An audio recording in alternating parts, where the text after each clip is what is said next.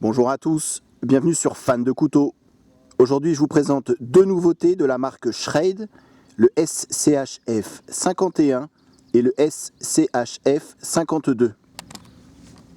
Le but de la vidéo aujourd'hui, c'est de vous montrer les évolutions que Schrade a apportées à ces deux modèles phares, donc au SCHF 36 et au SCHF 37. Je trouve que c'est vraiment bien ce qu'a fait Schrade. Ils ont écouté le retour des clients sur ces deux couteaux et ils ont changé tout ce que les clients trouvaient qui n'allait pas. Donc je trouve que c'est plutôt pas mal, une marque qui rectifie le tir en cours de production.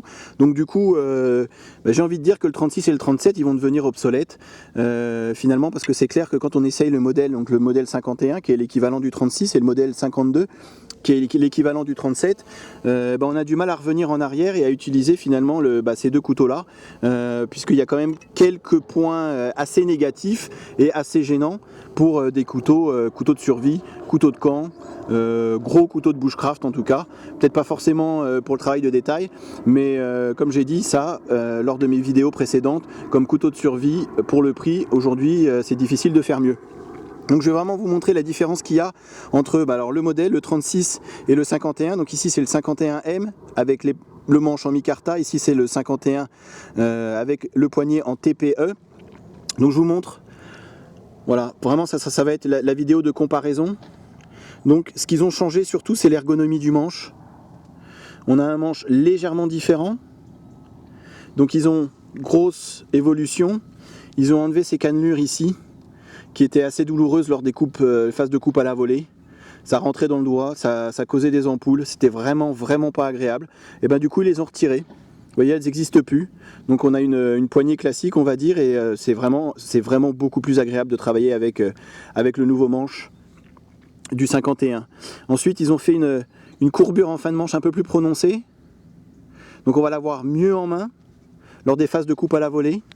On a l'impression comme ça que la poignée elle fait un petit peu plus grande et on a de la place sur la poignée, hein. On va vraiment avoir une prise donc sur l'avant pour les phases coupe de détail, et puis on peut vraiment se positionner sur l'arrière avec les trois doigts comme je dis souvent pour tout ce qui va être phase de coupe à la volée, et avec cette courbure qui est quand même beaucoup plus prononcée que sur le 36, le couteau il va pas bouger, on l'a vraiment très bien en main. Et puis le fait qu'il n'y ait pas les cannelures et le fait que ça soit recourbé ici, franchement on a une prise en main qui est quand même beaucoup plus agréable. Ensuite sur le dessus, hein, on va dire qu'ils ont fait des arêtes un petit peu moins saillantes sur le jimping ici.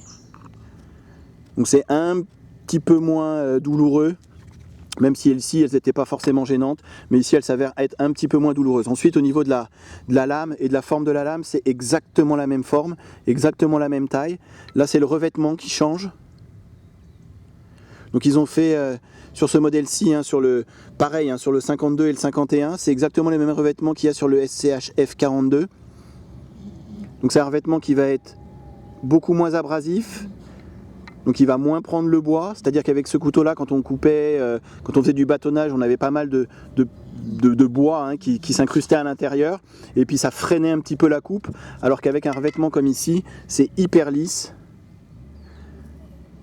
Et du coup ça va être beaucoup moins abrasif. Voilà, c'était vraiment un des reproches qui était fait aussi sur la lame et sur le revêtement